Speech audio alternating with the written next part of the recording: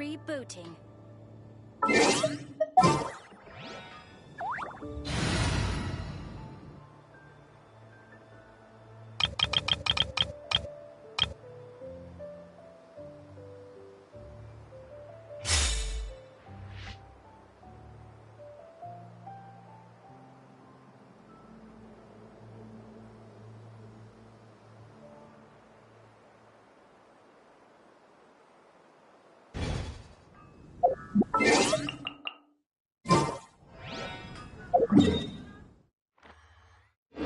Many insects have a— Try and stop me!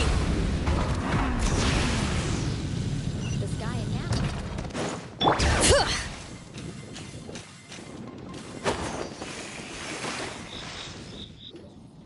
Hey, Durin! Any more clues for us? We're all set for the next chapter. Yeah, I was just about to come find you. Let's see what it says.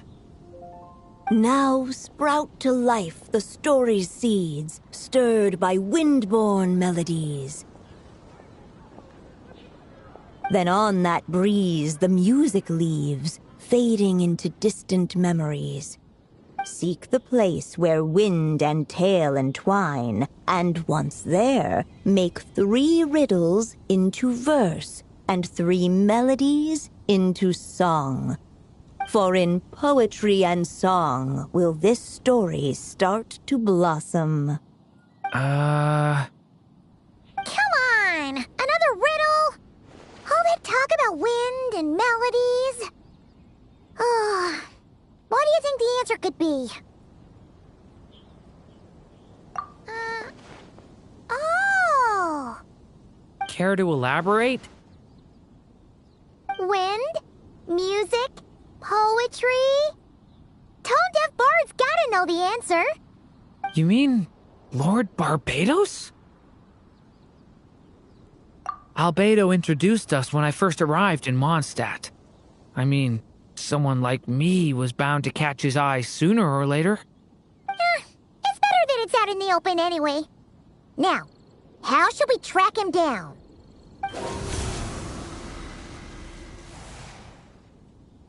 I'm pretty sure he's already caught wind of what's going on here. Why don't we just see where the wind takes us? Right. He definitely makes it easy to forget he's a real god sometimes.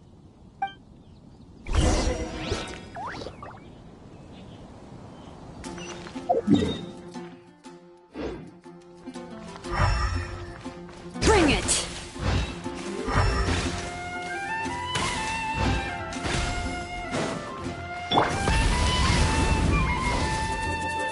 Traveler, Paimon! What a sight for sore eyes! And the little dragon from the fairy tale world. I heard your voices calling out to me on the wind. Something about needing help with a riddle? Sorry to disturb you, Lord Barbados. Disturb me? Not at all! To tell you the truth, I'm just as curious about this riddle as you are. Let me take a look.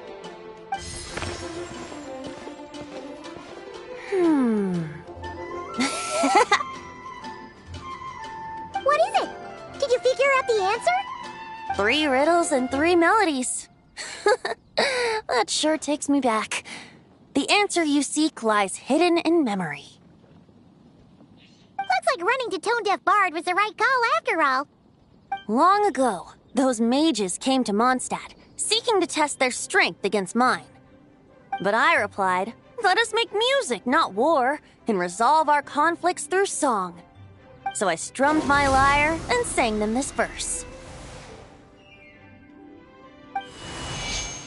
O wind, welcome now, my guests.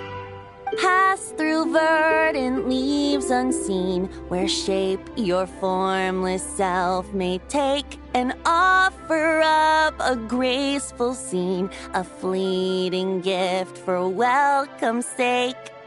Leap at the edge of a sea of clouds, where land meets sky and sky meets ground. There frighten off the noisy crowds and bring my guests a calm profound. Fly beneath the stars up high, where mortal noise is swept aside, that my dear guests with starry eyes may share the dreams they hold inside. Now go to where I vowed to keep a quiet spot for them to sleep. No clash, no contest bars the way, just tea and mirth to fill the day. There you have it, the 3 melodies. As for the answers to those 3 riddles, I trust you can guess them by now. The woods, the edge of a cliff, and the sky? Correct! Funnily enough, your mother was also the first to solve it, all that time ago. There must be some kind of special rapport between those who write stories and those who sing them. The woods, a cliff, and the sky. Oh! So that's where it is! I suppose the spot that answer points to is where you're headed next. You should know, after solving my riddle, the mages even accepted my proposal and made that location their official meeting spot. And going by what your book is suggesting, once you found it, you might want to try playing the melody I just shared with you. Guess you can be pretty reliable when it counts, huh, great animal Archon? Thanks for the help, Lord Barbados. Still got questions for me, huh?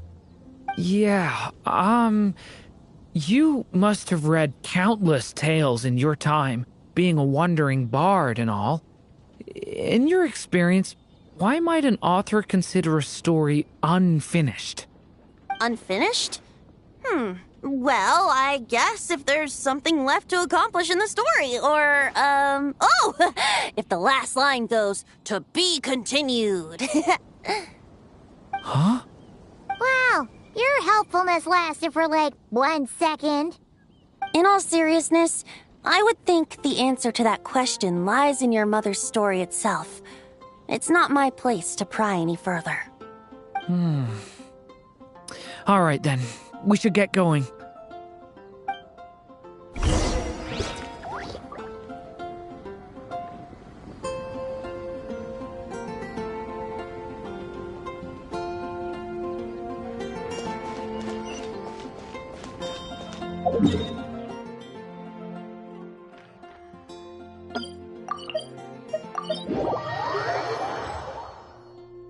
Okay, we're here!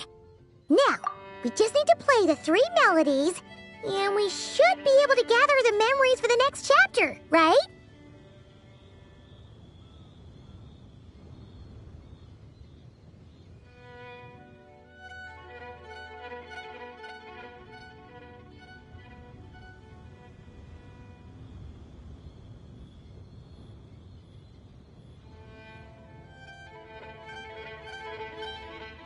A musical performance? Huh. Out of all the things Miss Lisa has taught me, that's the one I'm worst at.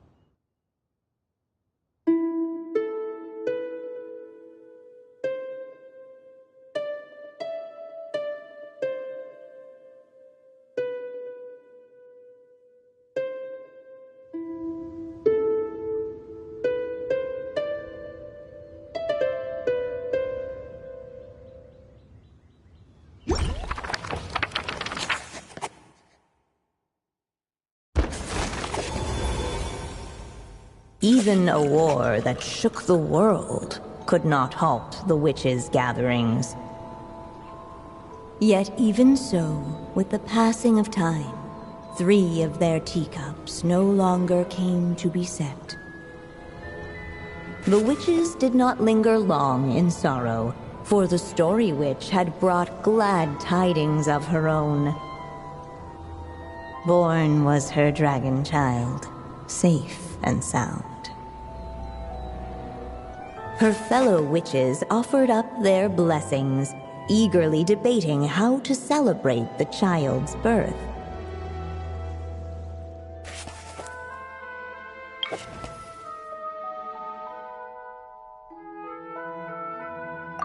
In the end, they settled on the sweetest candy they could find.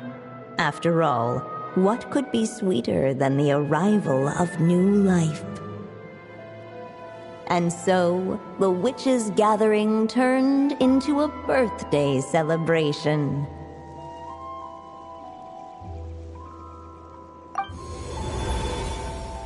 So, we're back in the story world, huh? As if from nowhere, new guests appeared at the witches' table. Perhaps they too had come to celebrate the dragon child's birthday. Yet while everyone else was busy thinking about what kind of gift to offer, these three seemed to have come empty-handed. Hardly the recipe for a warm welcome to a birthday party, now is it? A gift? Hey! What's this all about? We only just found out this was a party! While the guests voiced their complaints and grievances, perhaps they should have been wondering what kind of gift to give instead. So, we need to bring a gift to advance the story? But where are we supposed to get something like that? Perhaps it would be a good idea to have a look around. Why didn't you just say so?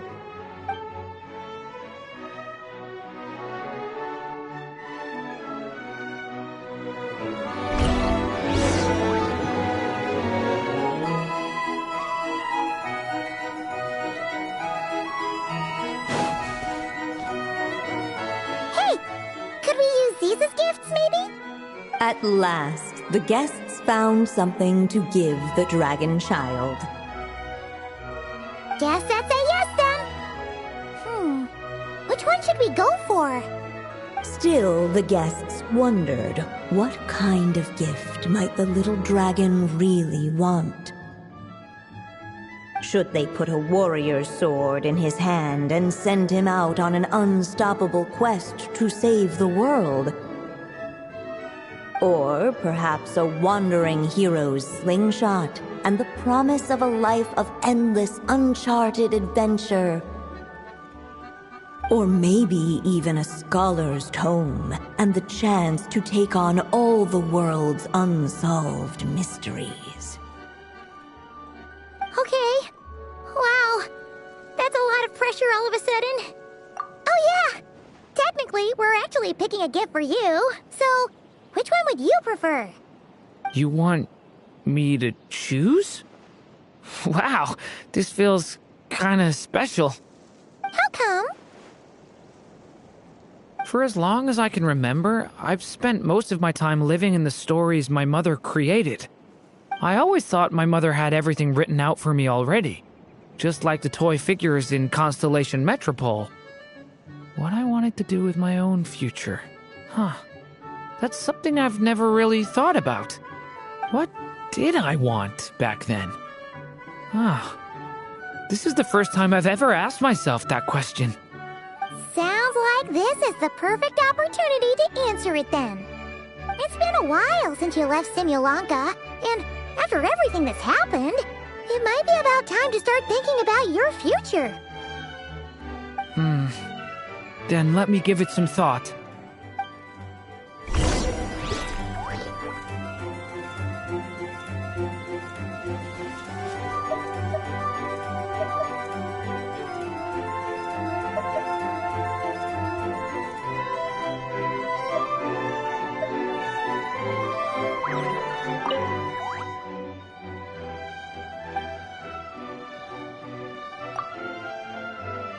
In the end, the guests settled on the warrior's sword. So, your dream is to become a warrior? I just really want to be able to keep people safe.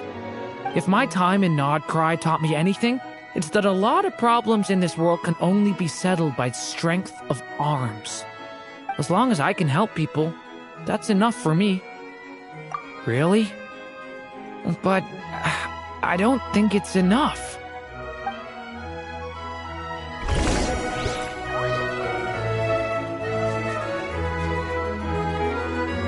Alright. They should let us in now that we've got a gift, right? Hello there. Brought a gift this time? The newly arrived guest presented his gift, wishing the little dragon a future as an indomitable warrior. Accepting the guest's blessing, the Story Witch invited him and his friends to take their place around the table. Finally, she could introduce them all to her dragon child, telling all in attendance about the moment of his hatching, and of course, the name he'd been given. It was then that the Seer Witch, diviner of the stars, withdrew her gaze from the heavens and turned a sorrowful glance upon the little dragon. You gave him the same name as that evil dragon? That's right. But the life I intend for him shall be very different. What folly to love so blindly. For as you must know, a name is the mirror of destiny itself. He who bears an evil dragon's name must also inherit the fate of its previous owner. His fate has been foretold. Then I'll rewrite it. The witches at the table fell silent, for they knew the Seer Witch's words had never once proven wrong. Yet, just as clearly, they recognized the Story Witch's resolve, for there is scarce a force in this world more fearsome than a mother's love. At last, the Merry Witch stepped forward, dispelling the uneasy silence. So be it. Then we'll all lend a hand. Together, we shall rewrite this child's fate. You mean to defy one of the fundamental rules of this world? I refuse to be shackled by such rules. Besides, this is a witches' gathering, is it not? What could be more fitting a subject for this occasion than to defy them? Oh? Sounds like an interesting experiment. I suppose, were we to succeed in this endeavor, we might bring a touch of wonder to this otherwise dreary sky of stars. The Merry Witch finally talked them all round, just like she had done many times before. Warm and strong as the sun she was, so much so, in fact, that those who her light shined down upon had no choice but to bask in it. And so the witches readied their gifts, 3 marvels of the cosmos. For this child, I shall decipher the ravings of the heavens and lay bare before him the trickery of fate. For this child, I shall leave a formula powerful enough to unravel the very origins of this world, that he may seek another solution for the conundrum of his life. For this child, I shall call upon wondrous magic to make possible his impossible wish. All the Story Witch had was the pen in her hand, yet with the love that flowed from it, she resolved to bring forth a marvel of her own. For this child, I shall leave behind the last story I will ever write, and with it, a path to an ending yet untold. With the witch's blessings given and received, the little dragon's fate at last began to turn. In the midst of the dragon child's birthday celebration, the Seer Witch proclaimed her prophecy. The child had been given the evil dragon's name, and with it, the burden of its fate. But hearing this, the story witch vowed to rewrite it all, for such was her love and resolve. And so the other witches offered their gifts in turn, marvels as rare as any in the cosmos. Together, they sought to test one of the fundamental laws of this world, in part to support a mother's love, and in part to sate their own curiosity. Oh, and I almost forgot. Our new guests came bearing blessings of their own. Who knows? Perhaps this extra bit of courage might be all the little dragon needs to change his fate.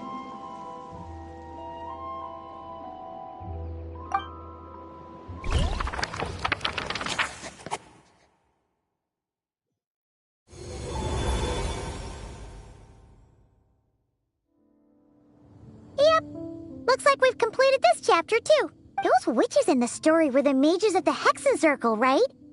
They sure seem to care a lot about you, Durin. But, Paimon kinda had trouble following their conversation. Just a bunch of mystery, as usual. The evil dragon's fate. Oh, is that what you're worried about? But didn't we already take care of that?